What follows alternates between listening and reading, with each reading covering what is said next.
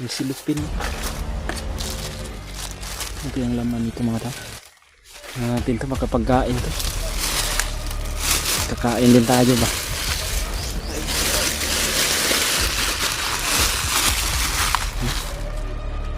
Power bank ng tabaran. May nakita kaming supot dito mga tao. Silupin. Na may laman tong power bank mga tao.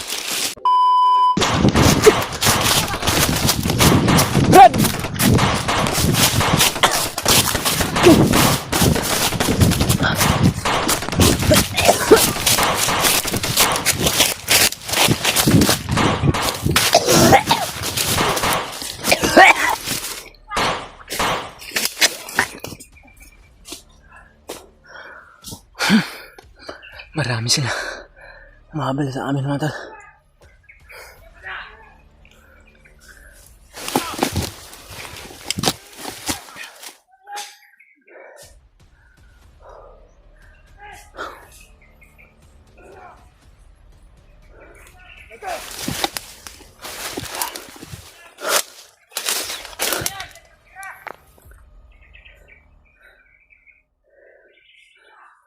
Marami sila man.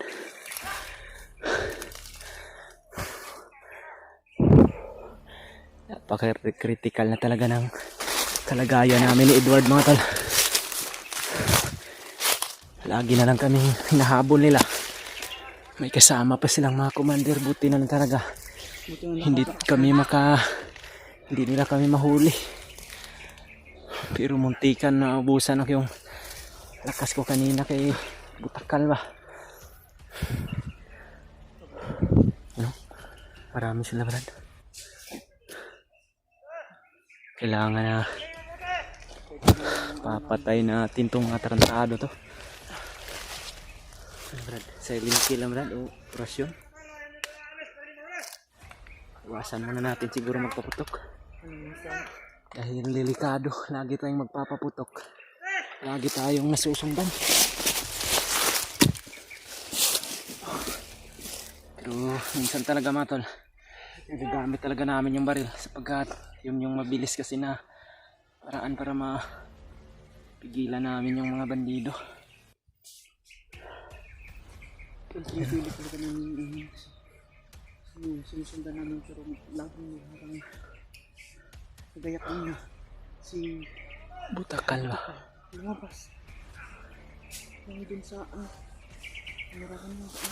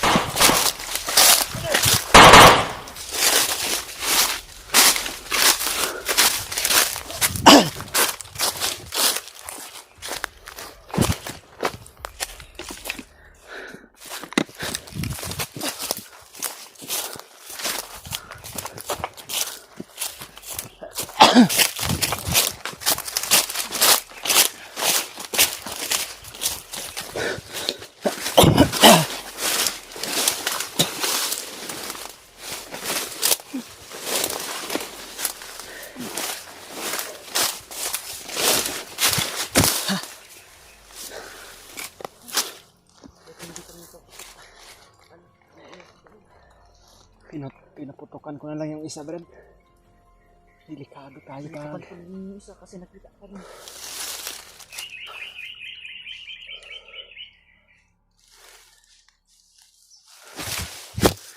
Kailangan mag-ingat na tayo dito.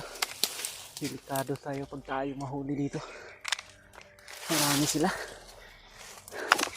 Parang hindi na uubos.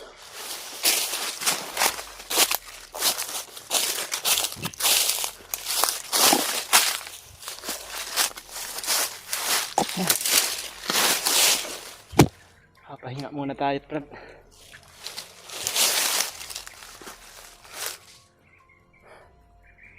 Ano tol? Hindi talaga kami tinatantanan ng mga tauhan ni Adrian at ni Butakal, mga tol. Lagi naming sinusundan si Noah, pero ang problema lagi kaming hinaharang. Hindi namin alam kung nakikita ba kami sa mga monitoring nila. O hindi na namin alam kung saan banda ligtas na gubat dito sa bundok. Dahil halos lahat ng pinupuntahan namin ni Edward ay laging may nakaharang.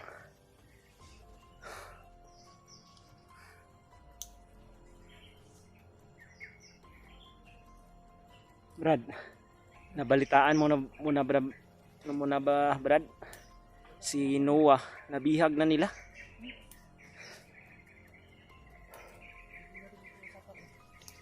Narinig ko mismo kanina sa usapan ng mga bandido.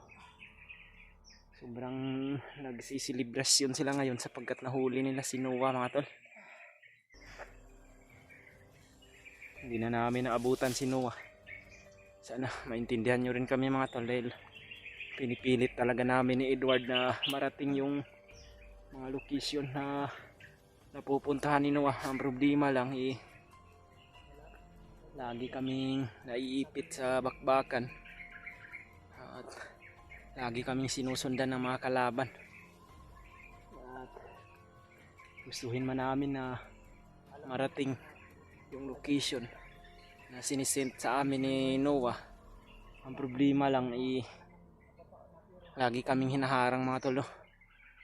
At may nabalitaan rin ako, mga tol, na yung mga kasamahan ko daw na sila Brad Rimart, si Julius at si Julio ay papunta na rin dito sa bundok at nakadaan daw sila doon kay Tatay Dadong, sa bahay ni Tatay Dadong. Sana po, mga tol, magkikita kami dito ng mga kasamahan ko para mas madali naming mahanap si Noah, dahil delikado yung buhay ni Noah ngayon, mga tol, sapagkat nabihag siya. Sana lang hindi siya makarating sa kamay ni Commander Bagnot. At sobrang delikado talaga, mga tol, pag nakabalik siya doon, dahil nililinis ni Adrian yung pangalan niya para si Noah po yung may sasabihan ni Commander Bagnot na nagpatakas kay Kuya Buds. At hanggang sa ngayon rin, mga tol, si Kuya Buds ay hindi pa namin nakikita. Hindi namin alam kung anong nangyari sa kanya at kung ano ang dahilan kung bakit wala pa rin siya hanggang sa ngayon. Pero sana, mga tol, ipagdasal natin si Kuya Bad, si Noah, na makayanan nila yung mga pagsubok ngayon. At i-share na lang din tong video na ito, mga tol, sa mga kasamahan namin para malaman din nila kung ano yung kalagayan namin, dahil hindi pa namin alam kung saan na banda sila ngayon, Brad Dreamart, si Julio at si Julius. Pero sa pagkakaalam ko, nasundan din nila kami kung saan kami patungo. Itong area na ito, mga tol, isa to sa mga nasend sa amin ni Noah sa Messenger nung hindi pa siya nabihag. Kaya pumunta kami ni Edward dito, pero ngayon pa kami nakarating sapagkat naharang kami ni Butakal at yung mga tauhan nila na maraming commander na nadaanan namin. At medyo natagalan kami sa pagdating dito, mga tol. Yung nabalitaan namin na nahuli na pala si Noah. Kaya sobrang nalungkot kami sa nabalitaan namin, mga tol. Pero sobra na din kasi yung ginagawa nilang pagrurunda sa bundok ngayon, mga tol. Nagdadagdag sila ng maraming tauhan para mahuli si Noah, sapagkat pinatungan to ni Adrian at ni Butakal ng pira para mas magpusigi yung mga tauhan nila, mga tol. Kaya yun, hindi nasahang pangyayari, nahuli na pala ulit si Noah, mga tol. Pero hindi kami susuko, mga tol. Hanapin namin siya, susundan namin yung mga video nila. Yan, nandyan na naman yung mga bandido, brado. nakarinig yan sa mga putok ba.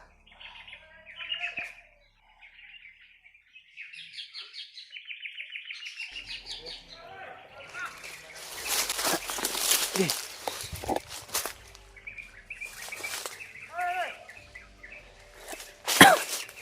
Hindi talaga kami tinatantanan ng mga kalaban mga tol.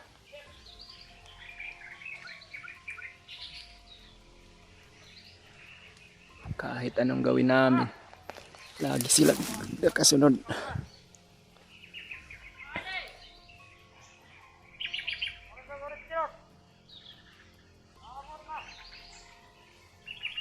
Mga bagong recruit na to.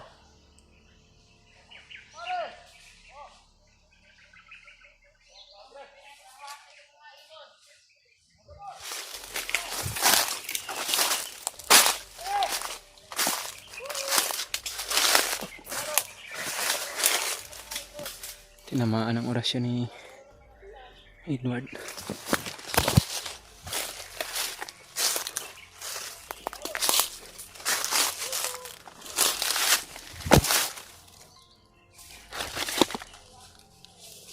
Brad, may supot dito, Brad. Oh.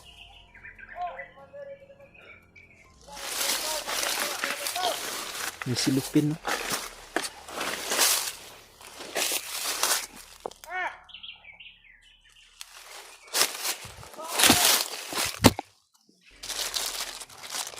Okay ang laman nito mga tao.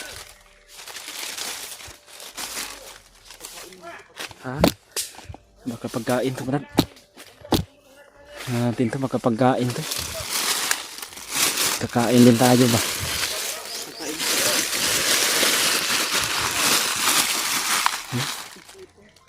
Power bank man to, Brad. No?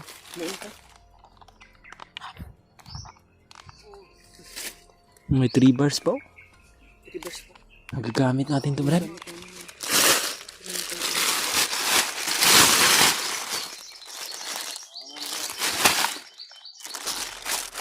May nakita kaming supot dito mga tol.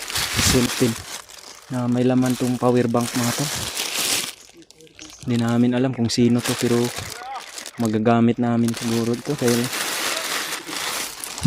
yung power bank ni Edward. At yung sa akin naman ay kunti na lang yung laman. Apat na power bank itong akin. Tatago ko to sa bag rin.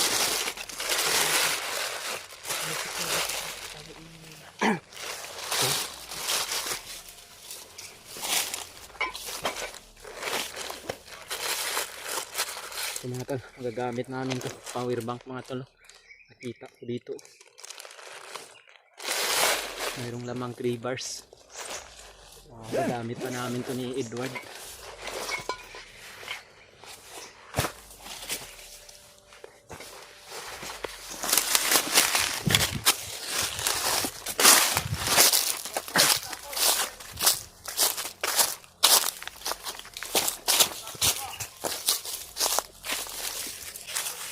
May bandido na no?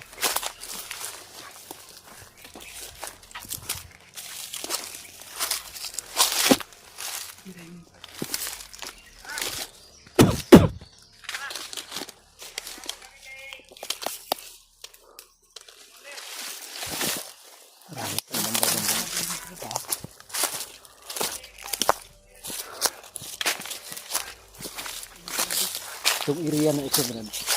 Ito yung nasimple na hinuha sa atin. Hindi kasi nahuli.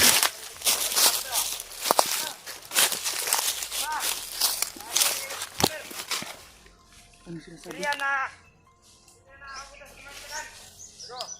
Dito daw nang galing si Commander Adrian. Dito yung galing. Si bag nito si ano. Si Utakalan, si Adrian. Brad, nakita nila yung pinatay mo doon.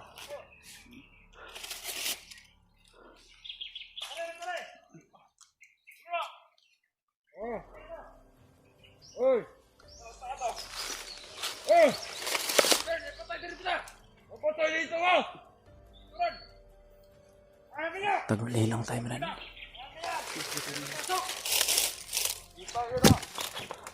Sabi ko sa inyo, mga hunter na napaputok kanina. Ito pang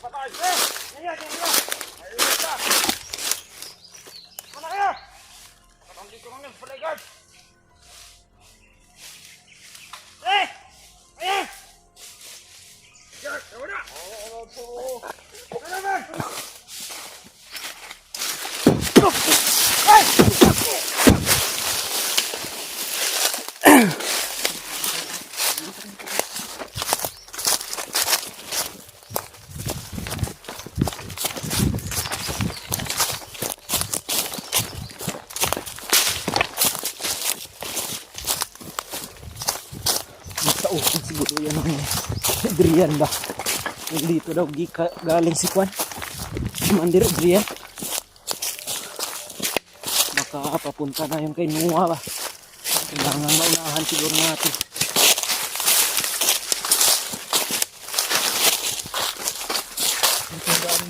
Ha? Madami na rin dyan sa atin.